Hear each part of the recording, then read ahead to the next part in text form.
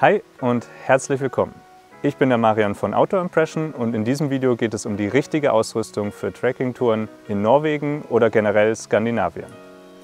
Ihr bereitet euch auf eure erste Tour vor oder wollt euer Equipment für die nächste noch optimieren? Dann seid ihr in diesem Video genau richtig. Vorweg aber noch ein kurzer persönlicher Einschub, denn ich freue mich heute ganz besonders, euch in diesem Video begrüßen zu dürfen. Es ist in zweierlei Hinsicht eine Premiere.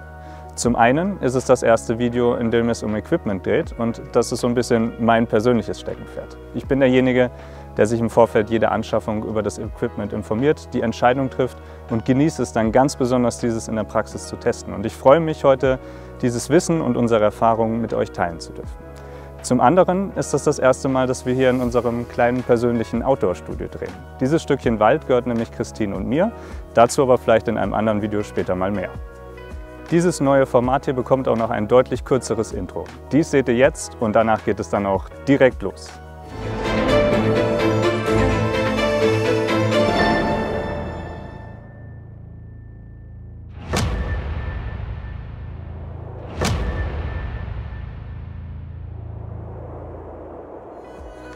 Die richtige Ausrüstung für Trekkingtouren in Norwegen.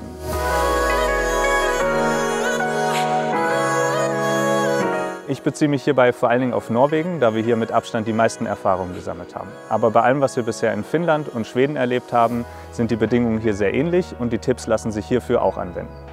Einerseits ist Norwegen ein Paradies für Trekkingtouren. Die unendlichen Weiten, die menschenleeren Landschaften in Kombination mit dem Jedermannsrecht, das es einem erlaubt, quasi überall für bis zu 2 Nächte zu übernachten, machen es hierfür sehr, sehr attraktiv. Andererseits birgt das Land allerdings auch viele Herausforderungen. Niedrige bzw. stark schwankende Temperaturen, nicht selten sehr schlechtes Wetter, was immer wieder auch spontan auftreten kann, in der Kombination mit umwegsamen und sehr schroffem Gelände sorgen dafür, dass die richtige Ausrüstung dabei zu haben, hier noch mehr Bedeutung bekommt als in unseren Gefilden. Die richtige Ausrüstung bedeutet, für jeden Fall gewappnet zu sein, im besten Fall aber auch nicht zu viel dabei zu haben. Denn auch zu hohes Gewicht kann eine Tour schnell zur Tortur machen oder einen sogar zur Aufgabe zwingen. Es gibt natürlich nicht das eine richtige Ausrüstungsset, aber es gibt einige Ausrüstungsgegenstände, die man auf jeden Fall dabei haben sollte und einige, die man optional mitnehmen kann. Diese möchte ich nun hier mit euch teilen.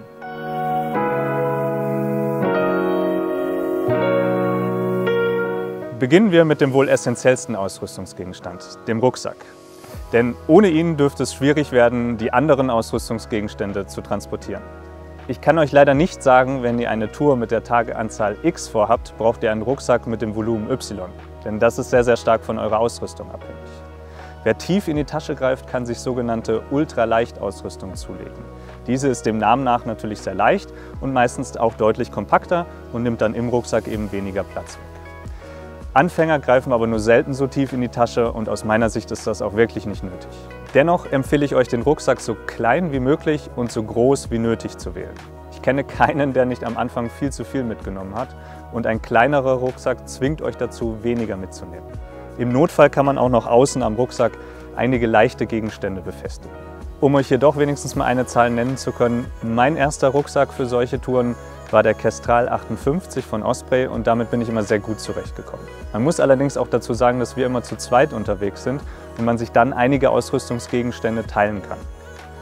Wenn ihr Touren von bis zu einer Woche vorhabt, dann solltet ihr allerdings mit einem Rucksack zwischen 60 und 70 Litern gut ausgerüstet sein und wer vernünftig packt, der kommt mit diesem Rucksack auch bei längeren Touren aus.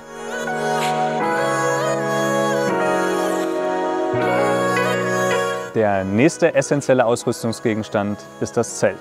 Man sieht uns in unseren Videos zwar immer wieder mal unter dem Tarp übernachten, dies würde ich für Norwegen allerdings nicht empfehlen. Dank des Jedermannsrechts braucht man sich hier keine Gedanken machen, für eine Übernachtung im Zelt rechtlich belangt zu werden und die Vorteile überwiegen hier deutlich.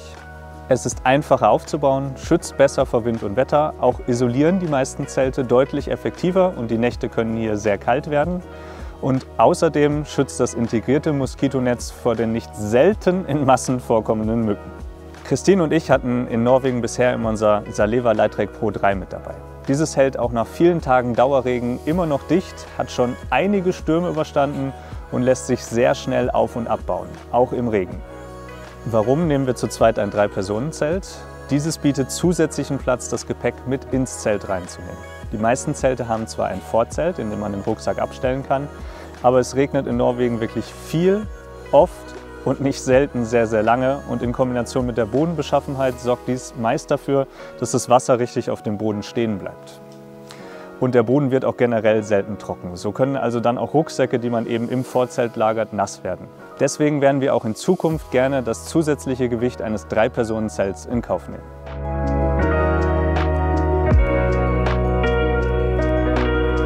Die nächsten beiden Ausrüstungsgegenstände, Schlafsack und Isomatte, möchte ich zusammen vorstellen. Denn auch ein guter Schlafsack kann nur seine volle Wirkung entfalten, wenn er auf der richtigen Isomatte liegt. Wie eben schon erwähnt, kann es nachts in Norwegen sehr kalt werden und auch Frost kann vorkommen. In der Regel liegen die Temperaturen in der Mitte und im Süden Norwegens, wo man üblicherweise Trekkingtouren macht, im Sommer zwischen 0 und 10 Grad, wobei es unserer Erfahrung nach eher Richtung 0 Grad geht. In Norwegen hatten wir bisher immer unseren Saleva Spice -2 mit dabei, der dem Namen nach seine Limittemperatur bei -2 hat und damit sind wir immer gut gefahren. In ganz kalten Nächten hat man manchmal noch das ein oder andere Kleidungsstück dazu angezogen, das war dann aber okay. Den Temperaturbereich einer Isomatte liest man an dem sogenannten R-Wert ab. Hier würde ich euch Isomatten empfehlen, deren R-Wert ungefähr um die 3 liegt. Das bedeutet, dass die Isomatte Temperaturen von unten bis etwa -5 Grad isoliert. Kleiner Tipp am Rande, wenn man zu zweit unterwegs ist und sich so wie Christine und ich besonders lieb hat, dann kann eine Doppelisomatte in Kombination mit 2 Schlafsäcken, die sich koppeln lassen, das Zelt besonders heimlich und kuschelig machen. Auch ein Reisekissen kann die Nacht deutlich angenehmer machen. Hier gibt es kleine, leichte Varianten, wie zum Beispiel dieses Reisekissen hier von Exped. Ein Kissen ist aber definitiv optional, denn auch eine Jacke oder ein anderes Kleidungsstück in das Kopfteil eures Schlafsackes reingestopft kann genauso als Kissen dienen. Das Gewicht kann man sich, wenn man möchte, also sparen.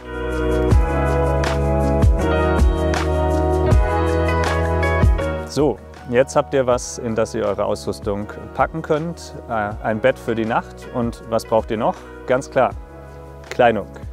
In Norwegen ist Nudismus zwar größtenteils erlaubt oder geduldet, bei den eben erwähnten Temperaturen aber keinesfalls zu empfehlen. Wir selbst haben es schon erlebt, dass wir tagsüber 24 Grad und dann in der Nacht desselben Tages nur noch 1 Grad hatten. Man sollte auf alles gefasst sein und hier kommt wie eigentlich immer beim Wandern das sogenannte Zwiebelprinzip zugute. Das bedeutet, bei Bedarf mehrere Kleidungsschichten übereinander zu tragen. Als Hose ist eine Zip-Off-Hose, so wie ich sie hier gerade anhabe, definitiv empfehlenswert. Noch besser ist eine sogenannte T-Zip-Hose. Hier kann man trotz der dicken Stiefel das Hosenbein leicht ab und an machen. Obenrum ein Shirt, eine Fleecejacke mit Kapuze, gegebenenfalls noch eine zweite Jacke als Zwischenschicht und als obere Schicht sollte man dann sowohl Regenjacke als auch Regenhose dabei haben. Als eiserne Reserve und auch nachts zum Schlafen empfiehlt sich zusätzlich noch lange Unterwäsche dabei zu haben. Hier ist Unterwäsche aus Merino-Wolle sehr, sehr beliebt. Merino-Wolle hat den Vorteil, dass sie Gerüche deutlich langsamer aufnimmt und eine desinfizierende Wirkung hat. Ganz wichtig ist auch das richtige Schuhwerk. Hier würde ich immer hohe, feste Wanderstiefel empfehlen.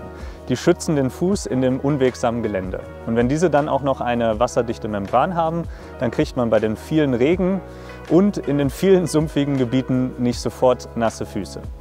Einem sollte aber immer bewusst sein, dass wenn man mit den Schuhen die ganze Zeit nur im Wasser steht und es nicht aufhören will zu regnen, irgendwann selbst die beste Membran aufgibt und man bekommt nasse Füße. Das durften wir selbst schon erleben.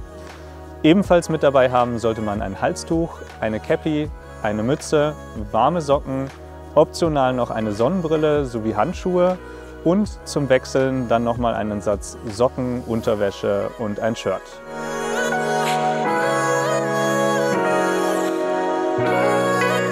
Essen und Trinken und alles, was damit zu tun hat, darf natürlich auch nicht fehlen. Wenn wir Gewicht und Platz sparen wollen, greifen wir meistens zu dehydrierter Trockennahrung wie dieser hier von Travelunch.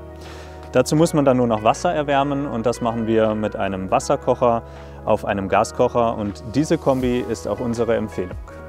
Natürlich kann man auch frisch kochen, aber die Zutaten nehmen deutlich mehr Platz ein und wiegen auch mehr und gerade für eure ersten Touren würde ich dies nicht empfehlen. Genauso wäre es auch möglich, ein Feuer zu machen oder mit einem Hoboofen zu arbeiten, aber in vielen Regionen Norwegens findet man nur schwer brennbares Material und wenn dann auch noch viel Regen dazu kommt, bekommt nur ein echter Survival-Profi das Feuer an. Deswegen ist ein Gaskocher oder ein ähnlich zuverlässiges Kochsystem meiner Ansicht nach Pflicht. Um das Essen dann zu sich zu nehmen, reicht eigentlich ein Löffel, weil man kann direkt aus der Packung essen. Trotzdem haben wir meistens noch einen Teller mit dabei. Zum Frühstück gibt es dann ebenfalls Fertigmüsli, bei uns auch immer von Travel Lunch. Tagsüber Müsli-Riegel, Energieriegel und manchmal auch noch ein bisschen Trockenfleisch. Wenn man wie wir nicht auf seinen Kaffee verzichten kann, dann kann man zum Beispiel mit einer solchen Kaffeemaschine hier wie die von Bialetti arbeiten, die natürlich auch ein bisschen was wiegt und Platz wegnimmt. Wenn wir Gewicht sparen wollen, dann greifen wir immer zu Instant-Kaffee und packen uns hiervon etwas in einen Gefrierbeutel. Zum Schluss braucht man dann nur noch einen Becher, aus dem man den Kaffee trinken kann. Zum Kochen, eventuell für den Kaffee und natürlich auch zum Trinken benötigt ihr Wasser. Das Gute in Norwegen, das findet ihr quasi an jeder Ecke. Theoretisch kann man das Wasser auch einfach so entnehmen. Die Wasserqualität dort ist wirklich ausgezeichnet. Sicherheitshalber würde ich aber trotzdem immer noch einen Wasserfilter mitnehmen, denn ich kann mir nicht viel Schlimmeres vorstellen, als mir in der Natur was einzufangen und dann stark geschwächt auch noch viele Kilometer wandern zu dürfen. Und selbst die scheinbar sauberste und klarste Wasserquelle kann verunreinigt sein, wenn ein paar Meter weiter ein verwesenes Tier liegt. 1 bis 2 Trinkflaschen dürfen natürlich auch nicht fehlen und etwas zum Abspülen. Ein kleiner Schwamm, ein Mikrofasertuch und etwas Spülmittel. Solche kleinen Flaschen hier, in die man das Ganze umfüllen kann, kriegt man zum Beispiel im Drogeriemarkt.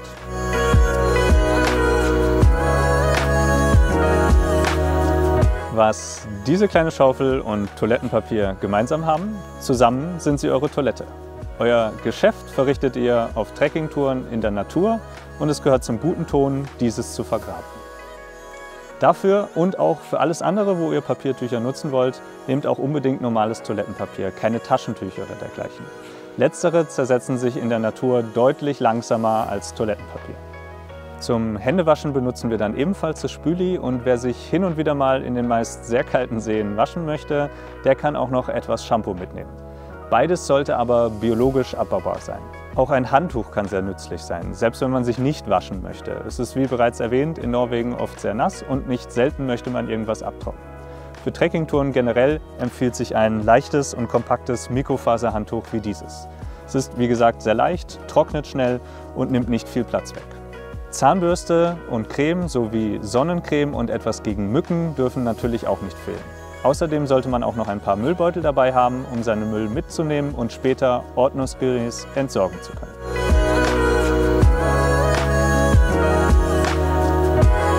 Wie man in den Videos zu unseren letzten beiden Touren in Norwegen sehen kann, kann auch die Orientierung hier eine Herausforderung sein.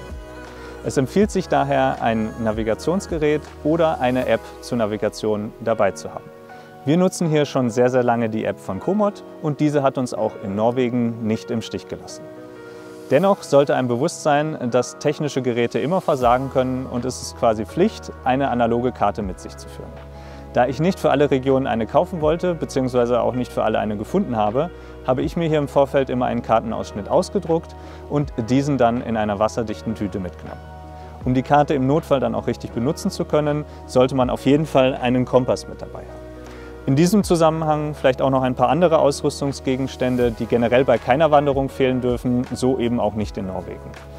Eine Kopflampe oder eine Taschenlampe, Feuerzeug, Taschenmesser, etwas Gafferband, um notdürftige Reparaturen durchführen zu können und ein Erste-Hilfe-Set. Dieses ergänze ich immer noch um Schmerzmittel und Blasenpflaster.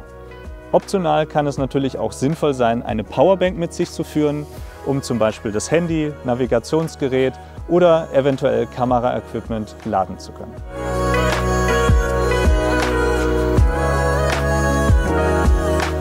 Ultraleichte Drybags, mindestens für alles, was nicht nass werden darf, wie die Kleidung und der Schlafsack, würde ich euch einen empfehlen. Denn bei Dauerregen durchweicht irgendwann jeder Rucksack, auch trotz Trockenhaube. Mittlerweile packen wir allerdings alles in solche Drybags, um uns im Rucksack besser organisieren zu können. Falls ihr euch noch welche kaufen müsst, kurzer Profi-Tipp, kauft sie euch in verschiedenen Farben. So könnt ihr euch im Rucksack noch besser orientieren und organisieren. Als kleines Beispiel, ich nehme den blauen Trockensack, packe alles da rein, was mit dem Thema Kochen zu tun hat und wenn ich kochen möchte, ziehe ich nur diesen Trockensack aus dem Rucksack heraus, habe alles, was ich brauche und nicht mehr.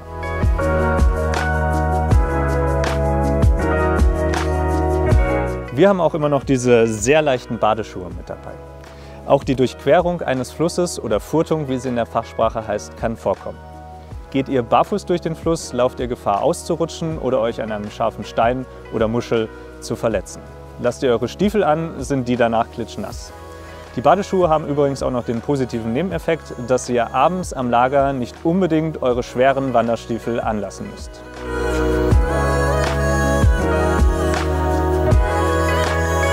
Trekkingstöcke. Diese können bei dem unwegsamen Gelände und den schweren Rucksäcken echt Gold wert sein. Und auch bei der eben erwähnten Furtung sorgen sie für mehr Stabilität.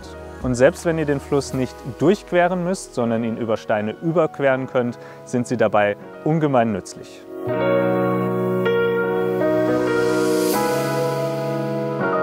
Absolut optional hingegen ist eine Angel. Solltet ihr sowohl Trekking- als auch Angelneuling sein, würde ich euch auch nicht empfehlen, dies direkt am Anfang zu kombinieren. Wenn ihr aber mindestens in einem von beiden schon Erfahrung habt, dann kann es sehr, sehr viel Spaß machen, seine Norwegen-Reise noch um das Angeln zu ergänzen.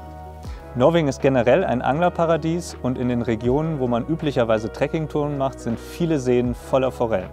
Anders als wir es bei unserer letzten Reise gemacht haben, sollte man beim Trekking zur kleinen, leichten Reiseroute greifen. Wie diese hier aus dem Shimano Reiseroutensortiment. Diese ist klein und leicht und lässt sich dank der mitgelieferten Tasche perfekt am Rucksack befestigen. Übrigens, zu den Produkten, die wir empfehlen können, packen wir euch auch immer einen Link unten in die Videobeschreibung.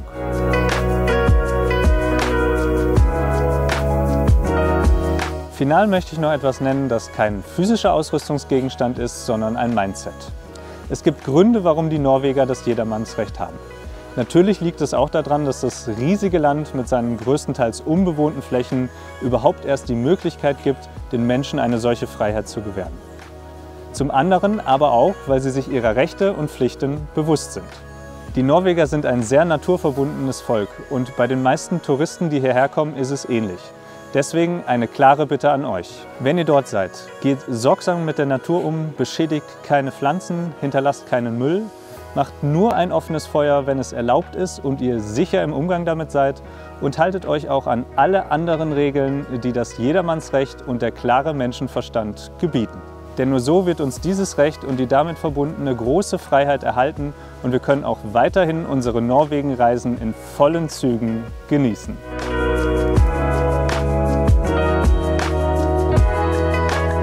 So, das war unser Equipment für Trekkingtouren in Skandinavien. Falls ihr Ideen, Ergänzungen oder andere Anregungen habt, schreibt es doch gerne unten in die Kommentare. Ich hoffe, ich konnte euch mit diesem Video bei eurer Planung weiterhelfen und wünsche euch viel Freude für eure Skandinavien-Abenteuer. Bis zum nächsten Video und macht's gut!